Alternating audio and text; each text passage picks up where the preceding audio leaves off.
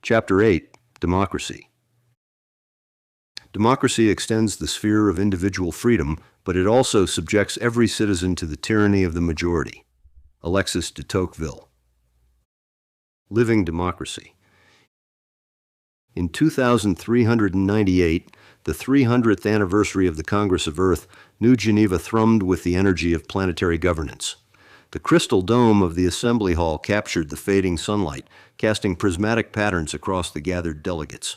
Representatives from every region, the Arctic Cultural Stewardship Council's ice-white robes contrasting with the vibrant indigos and crimsons of the Global South Coalition, moved through the space with purposeful energy, their neural interfaces creating subtle auras of data around each figure. The question that defined humanity's future hung in the air, made visible through the holographic displays that wove a living tapestry above them. Should Earth preserve its mosaic of distinct cultural identities or pursue deeper integration toward a truly cosmopolitan civilization? The debate wasn't new, but in the post-Singularity world, its implications reached further than ever before. The Constitution of Earth, born of the first Congress in 2098, had transformed democracy into a living system, an organism of governance that evolved with each interaction. Beneath the broader framework of the Constitution of Humanity, Earth's governance structure reflected both the planet's unique needs and its role within the solar system's complex political ecosystem. This nested structure, planet within system, individual within community, allowed for unparalleled participation, mediated through personal avatars that learned, grew, and advocated with increasing sophistication. These avatars were marvels of both technology and psychology.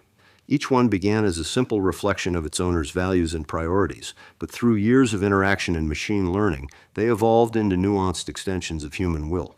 They debated in virtual forums at computational speeds, extracting key insights, testing combinations of proposals, and refining positions in ways that honored their human counterparts' core values while finding unexpected common ground. Themis, Earth's central AI, served as the meeting point for these billions of inputs, not merely averaging them into bland compromise, but synthesizing them into policy frameworks that preserved the essential tensions that drove human creativity.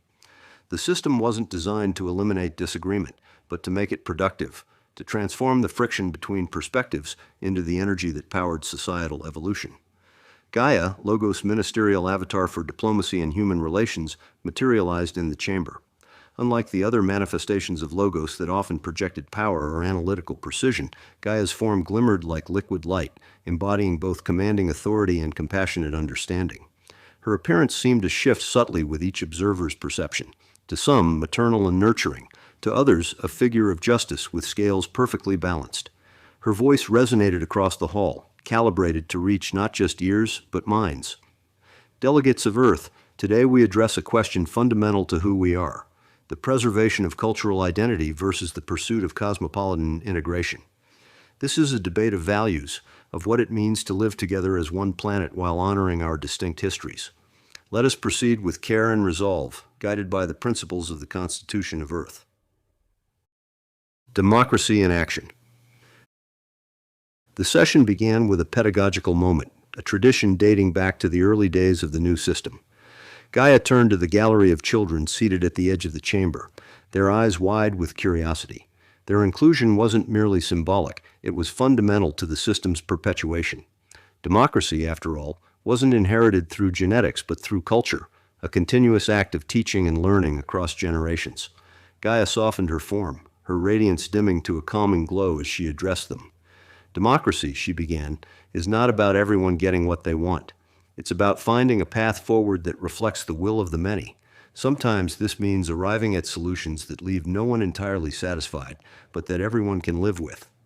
A boy named Hero raised his hand, his neural interface glowing softly at his temple. Gaia, he asked, voicing the eternal question of the young, what if I don't like the decision? Can I just ignore it? Gaia's glowing figure rippled faintly as if stirred by an unseen breeze. You could, she said, her voice kind but firm, but democracy depends on trust, not in perfection, but in the process. That trust is what allows us to live together, to disagree and still move forward. She paused, letting the concept settle. And remember, under the Constitution of Humanity, there is always space. In space, you can create your own rules, establish your own communities according to your vision. On Earth, democracy binds us to one another. Another child, A Mina, with intricate braids that contained subtle computational enhancements, leaned forward. How do people decide things now? How does it all work? Gaia gestured, and the dome above them lit up with dynamic projections, rivers of data flowing together, separating, merging again in complex patterns that somehow never descended into chaos. Your personal avatar, she explained, represents your voice in the system. It knows your values, your priorities, your reasoning patterns.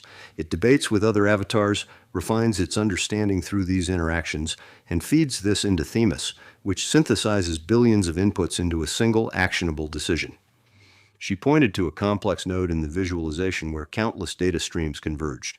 The process ensures fairness and transparency while reflecting the complexity of human thought. Your avatar doesn't just cast a vote based on your initial opinion. It engages with counterarguments, considers evidence, and evolves its position in ways that honor your fundamental values.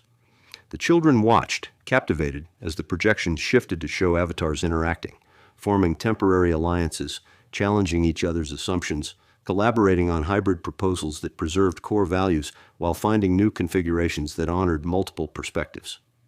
The visualization made visible what had once been invisible, the living, breathing process of collective decision-making across billions of minds. A question of identity. The chamber turned its attention to the central debate, the preservation of cultural identity versus the creation of a cosmopolitan future. A delegate from the Kalahari Alliance stood first, her form enhanced by subtle ghost technology that projected her ancestral lineage in patterns visible only to those with the proper neural interfaces. Her voice carried the weight of generations. Our people have kept our identity intact for centuries, through colonization, through climate catastrophe, through the singularity itself. Our languages, traditions, and ways of life are not relics. They are our essence. To lose them would be to lose ourselves. She gestured to the holographic displays showing ancient rock art from her region, living traditions of storytelling, and knowledge systems uniquely adapted to Earth's most demanding environments. What we preserve isn't just culture, but accumulated wisdom, knowledge earned through millennia of adaptation to our lands. This wisdom cannot be digitized, cannot be abstracted into global databanks without losing its living context. A representative from the Pan-Asian Coalition countered, her tone measured but firm. Her interface projected not lineage but connectivity, a web of relationships spanning continents and traditions. Integration does not erase identity, it enriches it. By sharing our traditions, we build something greater than any single lineage could achieve. My own heritage, Korean, Indian, and Japanese, isn't diluted by this mixture but made more resilient, more adaptive. She manipulated the holographic display to show cultural evolution across centuries, the flow of ideas, technologies, and practices across boundaries. Before the singularity, we feared that globalization would flatten diversity, but the opposite occurred. In a cosmopolitan framework, cultural elements thrive through new combinations, creating fractal variations that honor origins while embracing possibilities. Gaia raised her hand, her form shimmering faintly. Both perspectives speak to the heart of this question, she said. The Constitution of Earth demands that we preserve the diversity of our heritage while fostering unity. This is not a choice between opposites. It is the challenge of weaving them together in patterns that strengthen rather than diminish. John Cook. As the debate unfolded, a new figure appeared in the center of the dome. It began as a faint shimmer, gradually coalescing into the recognizable form of John Cook, founder of the Cookist movement. His weathered features and commanding presence were instantly recognizable, a living legend whose philosophy of human autonomy had shaped the post-Singularity world in profound ways. Though Cook had not left his enormous Ponderosa estate on the coast of Australia in over 200 years, his avatar remained an influential presence in planetary governance, representing the ideals of the Cookist movement. His hologram was crisp, his eyes watchful, assessing. The avatar was more than mere projection. It carried nuances of Cook's personality, programmed by the man himself over centuries of refinement. Cook's spectral figure retained a charismatic air, his features rendered with meticulous care. Despite his centuries of life, he commanded attention not through technological enhancement, but through the sheer force of personality that had made him a pivotal figure in humanity's response to the singularity. His voice resonated with clarity, carrying the unmistakable Australian cadence he had deliberately maintained as a mark of identity. Delegates, he began, his tone both nostalgic and resolute. 3 centuries ago, we founded the Cookist movement to embrace freedom. freedom from conformity, from imposed values, from anything that constrained the individual spirit. We fought against the homogenization of humanity under Logos' benevolent dictatorship. The irony of his position wasn't lost on the Assembly, a man who had once resisted centralized governance now participating in exactly such a system, albeit through his avatar. But this contradiction embodied the complex reality of post-Singularity democracy, a system that accommodated even its most vocal critics. He turned toward Gaia, his translucent form shifting slightly, catching the light from the dome. Yet even we must recognize that freedom on Earth is not without limits. To preserve cultural identity is to preserve the choices that make freedom meaningful. Without the Kalahari's wisdom, the Arctic's resilience, the South Asian philosophical traditions, without this tapestry of perspectives, we risk losing the very diversity that democracy is meant to protect. His gaze swept the chamber, settling briefly on the children's gallery. Each distinct tradition is a doorway to understanding our world differently. When we lose a language, we lose not just words, but an entire conceptual framework. When we lose a cultural practice, we lose not just actions, but an entire approach to human existence. Gaia inclined her head, her ghostly form radiating respect despite representing the very system Cook had once opposed. Thank you, John Cook. Your presence reminds us that freedom and consensus are not enemies. They are partners in the ongoing work of governance. The tension in the room shifted, not disappearing, but transforming into something productive. Even those who opposed Cook's broader philosophy found resonance in his words about cultural preservation. The debate was evolving, not toward simple resolution, but toward deeper understanding of the complex interplay between identity and community. Voices of the regions. The floor returned to the delegates, their arguments growing sharper as they sought to find common ground without sacrificing their core principles. A representative from the Arctic Cultural Stewardship Council spoke next, her whites and blues contrasting with the warmer tones of the chamber. Preservation of identity is not merely an academic exercise. It is about survival. In a world that changes as rapidly as ours, we must anchor ourselves in the traditions that have sustained us. Her neural interface projected images of her region's adaptation to climate change, communities that had preserved traditional knowledge while incorporating advanced technology, creating hybrid approaches that proved more resilient than either alone could be. Our calendar systems, our weather prediction techniques refined over millennia. These aren't obsolete in the age of AI. They're complementary.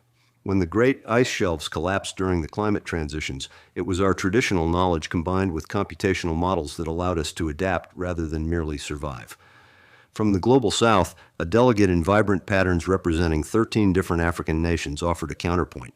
His interface displayed not traditional imagery but innovation metrics, the explosion of creative problem solving that had emerged from cross-cultural exchange in his region. Anchors can hold us back. Integration is not erasure, it is evolution.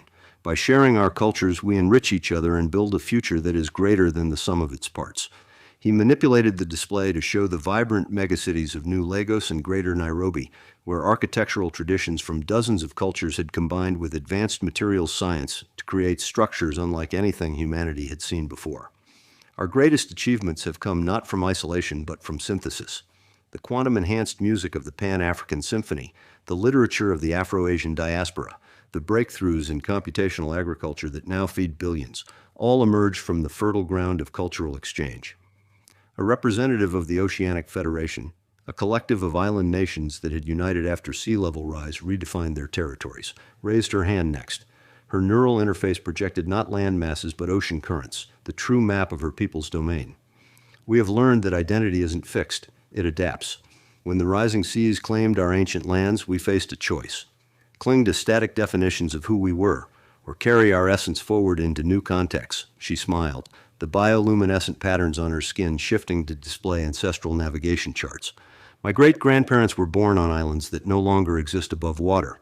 Yet here I stand, still oceanic, still carrying their wisdom, but expressing it through new forms, new adaptations.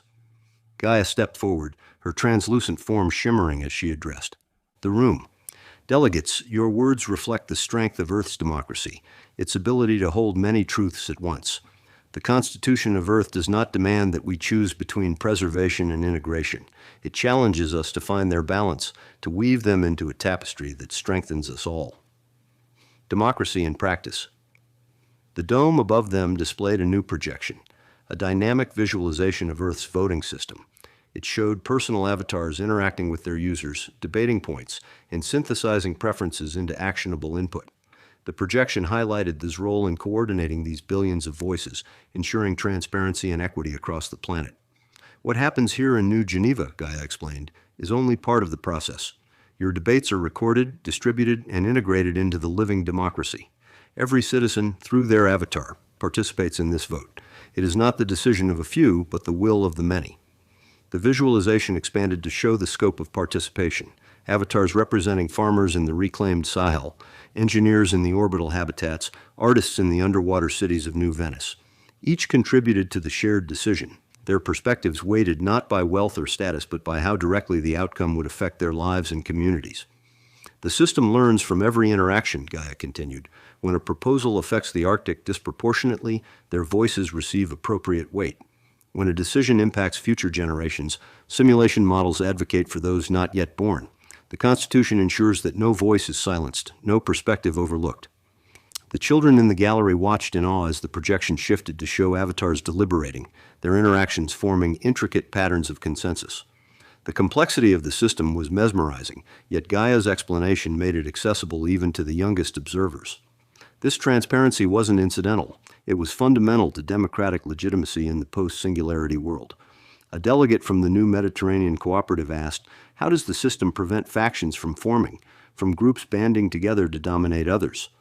Gaia's form brightened slightly.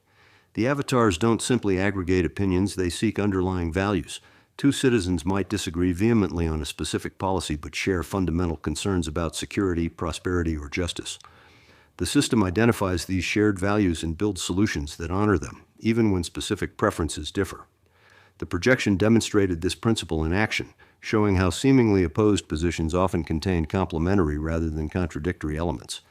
The visualization made visible what traditional democracy had often missed, that human disagreement frequently stemmed not from incompatible values, but from different approaches to realizing the same core concerns. The children's perspective.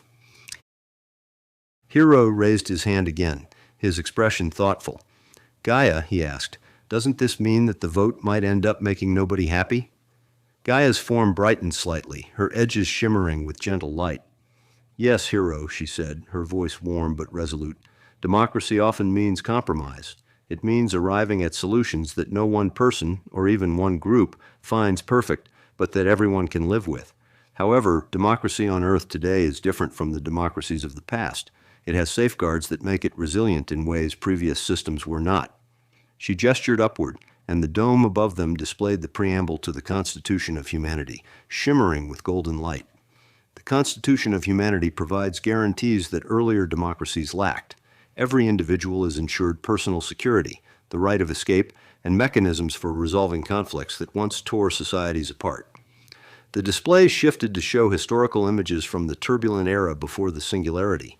Nations fractured by ideological divides, communities torn apart by irreconcilable differences, the rise of authoritarianism in response to democratic gridlock.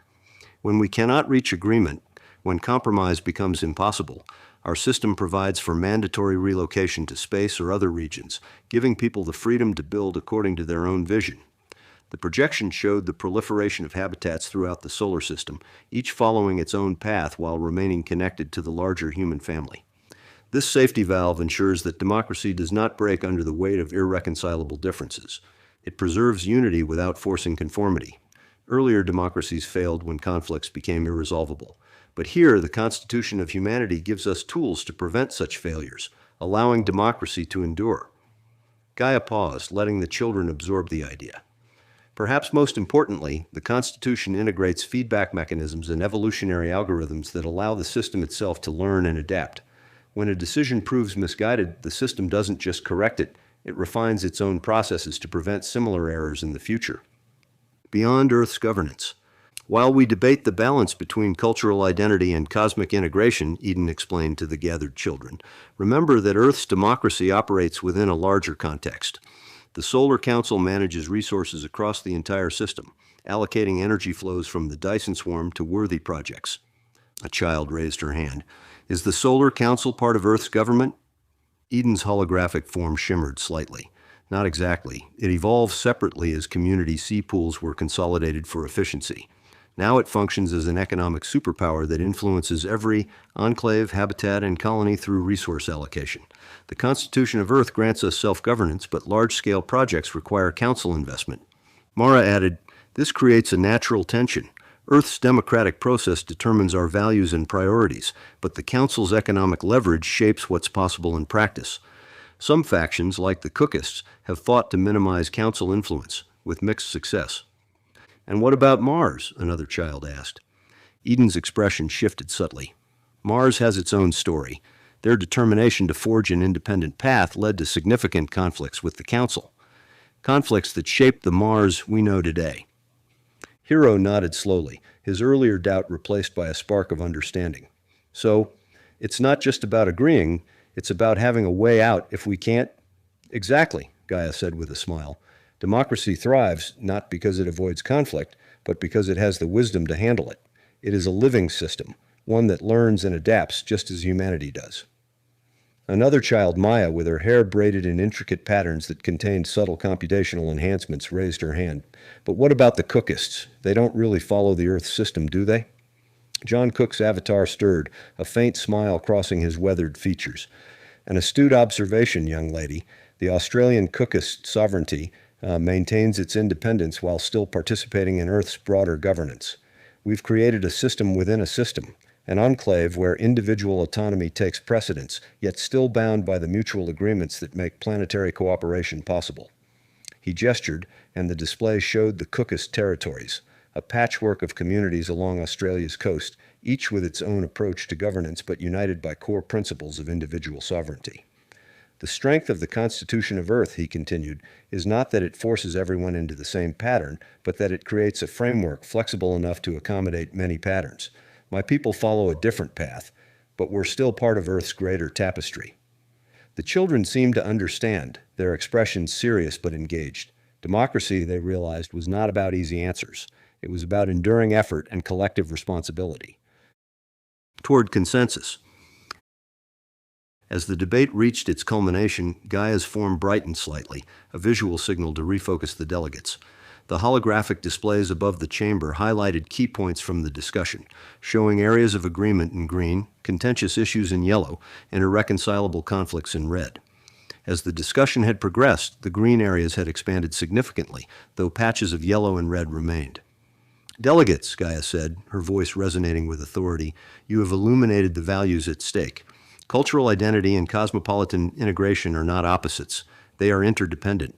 The Constitution of Earth challenges us not to resolve this tension, but to embrace it as a creative force. Now, let us prepare for the people of Earth to make their voices heard." The representative from the Kalahari Alliance stood again. "What we seek is not isolation, but recognition, an acknowledgement that our ways of knowing have value in this new world. We don't reject integration. We ask that it proceed with respect for what might be lost in the process." The Pan-Asian delegate nodded. "And we don't seek homogenization, but enhancement. A future where traditions don't merely survive but evolve through creative exchange. We ask not for the dissolution of boundaries but for permeable membranes that allow cultures to breathe and grow together." The chamber grew quiet as delegates finalized their statements and submitted them for distribution across the planet. Themis Vast Systems would now process the debates, presenting them to personal avatars worldwide. Every citizen would engage with these avatars, whose task was to distill the complexity into accessible, actionable questions. The process would take days, with iterations of refinement as the system learned from each interaction. "Remember," Gaia reminded them, "that the outcome will not be a simple yes or no, preservation or integration. The living democracy seeks patterns that honor the full spectrum of human values. The resolution will likely involve multiple approaches tailored to different regions and contexts, united by shared principles rather than uniform policies." John Cook's final word. Before the session adjourned, John Cook's ghost avatar reappeared, his translucent form commanding a respectful silence.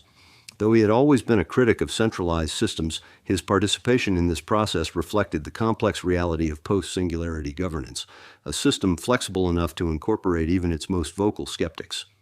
He raised a hand, his tone reflective but firm. "I've lived long enough to see Earth's democracy evolve from an experiment to a masterpiece, but masterpieces are never finished. They are always in progress." His gaze moved across the assembly, settling briefly on the children's gallery. "What we've built here today isn't the final word. It's the next brushstroke in a canvas that spans generations.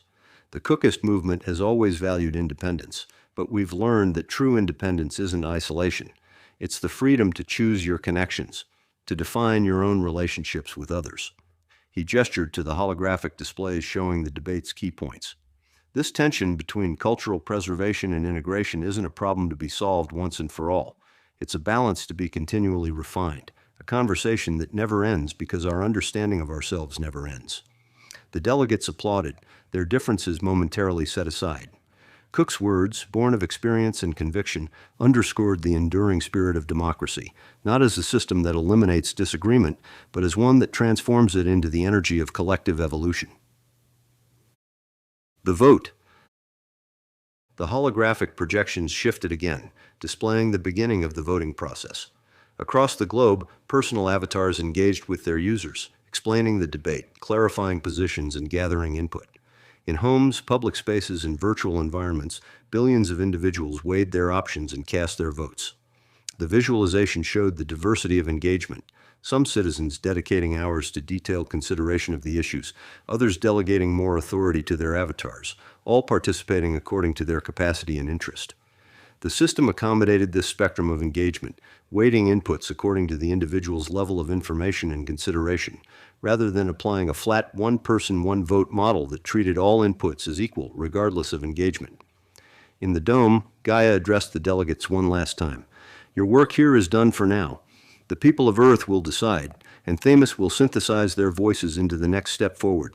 This is the living democracy at work, a system that belongs to all of us. The delegates rose to leave, their expressions a mix of relief and anticipation.